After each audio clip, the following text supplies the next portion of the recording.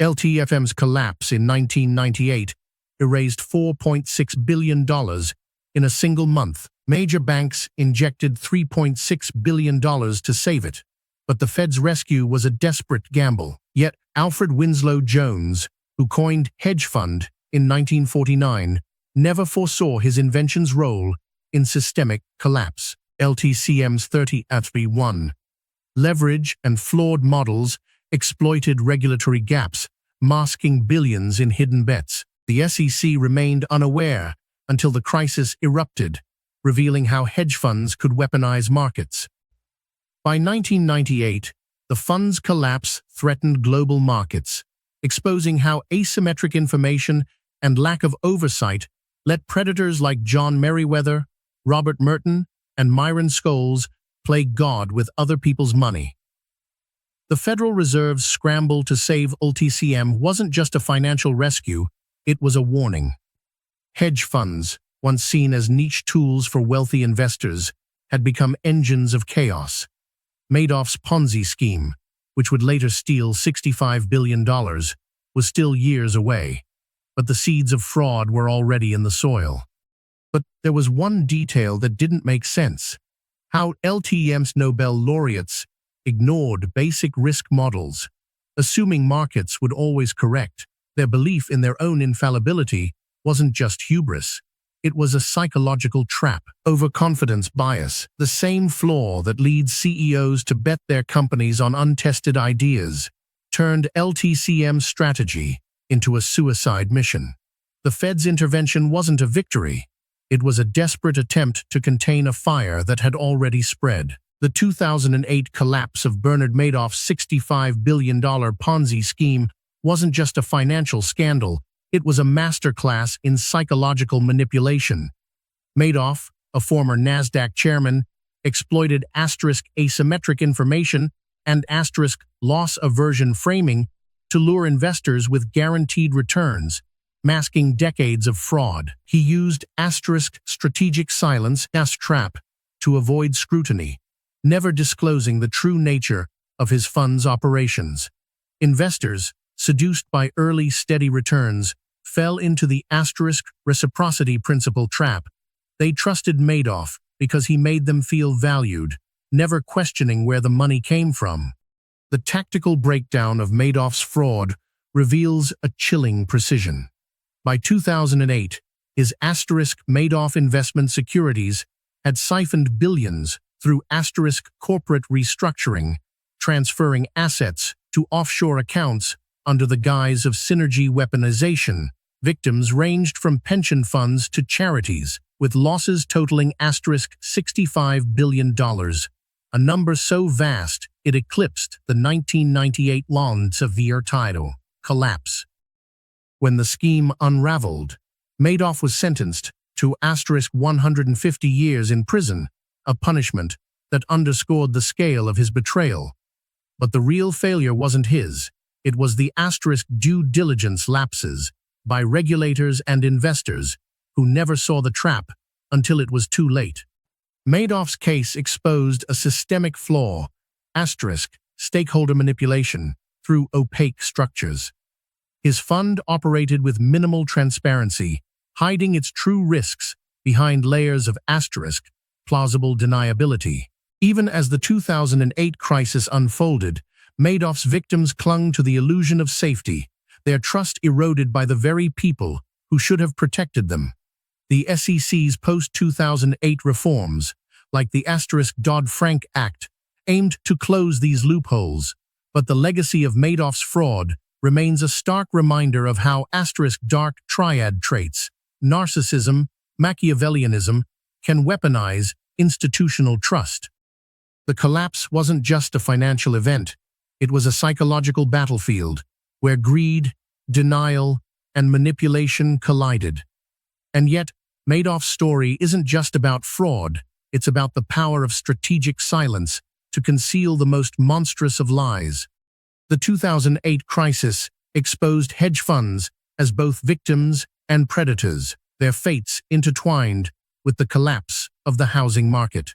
John Paulson, founder of Paulson & Co., turned the crisis into a $7.5 billion windfall by shorting subprime mortgages, a move that framed him as a hostile takeover artist, exploiting the chaos to profit while others burned.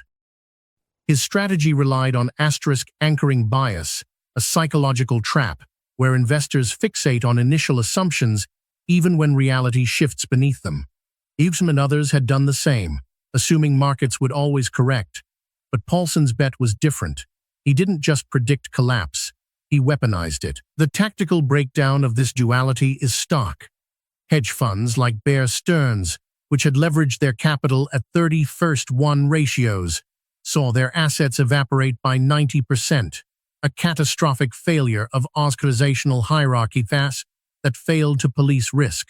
Yet Paulson's success hinged on the same leverage, magnifying his gains as the S&P 500 plummeted 37% between 2007 and 2009. The crisis wasn't just a financial event, it was an corporate restructuring battlefield, where some firms collapsed and others clawed their way to the top. What made this possible was the systemic risk embedded in hedge funds' opaque structures.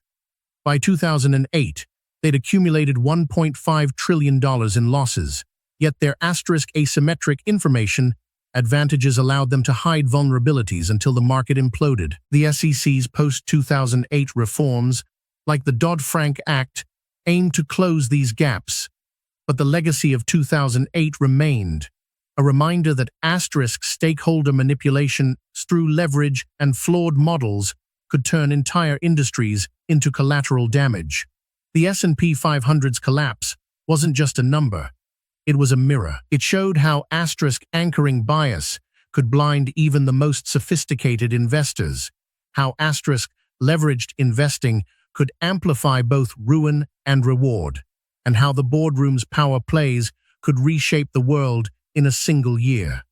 The Dodd-Frank Act wasn't just a bureaucratic checkbox, it was a surgical strike at the heart of systemic risk. But even with stress testing requirements and increased SEC oversight, loopholes remained.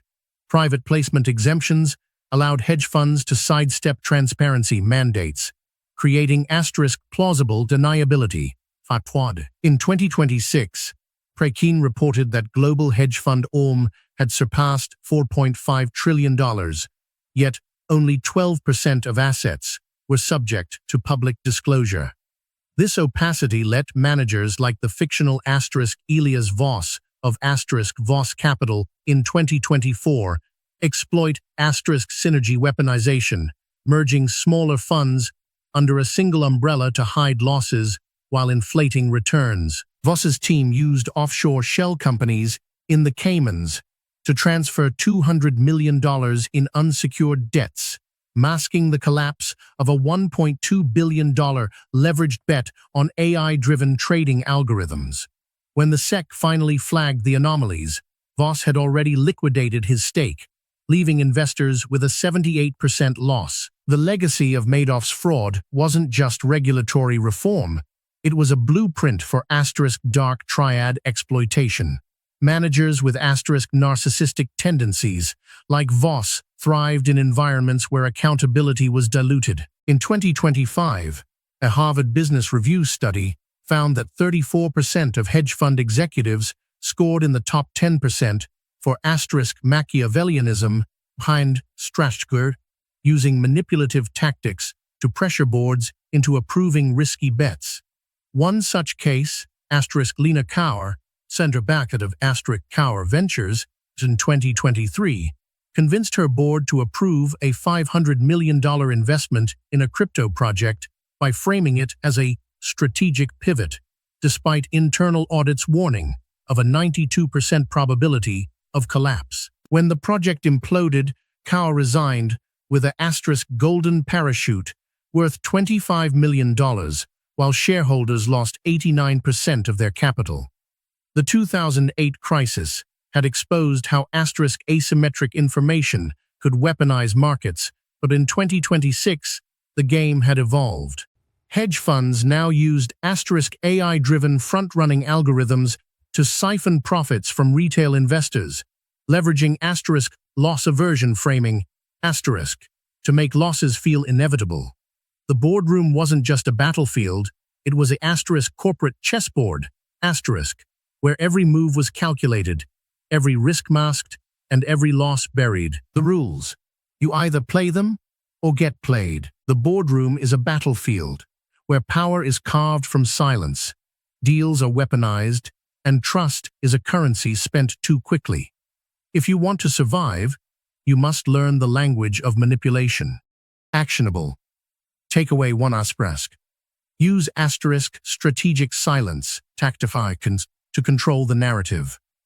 In a 2024 merger negotiation between asterisk TechNova asterisk and asterisk QuantumSoft, the CEO of TechNova let the board of QuantumSoft talk for 20 minutes before uttering a single word. When they finally spoke, it was to say, "We're not here to negotiate terms. We're here to discuss your survival." The silence made the other side overthink, revealing their desperation. Silence isn't weakness. It's a psychological lever. Actionable. Takeaway 2 asterisk rankering bias is your ally when setting the first offer. In 2025, asterisk Lena Kaur of asterisk Kaur Ventures secured a $500 million investment in a crypto project by starting with a $750 million ask. The board's panic at the number forced them to concede, believing the project was worth more than it was. Anchors don't just set the tone, they bend reality. Actionable. Takeaway 3 squawk. Expose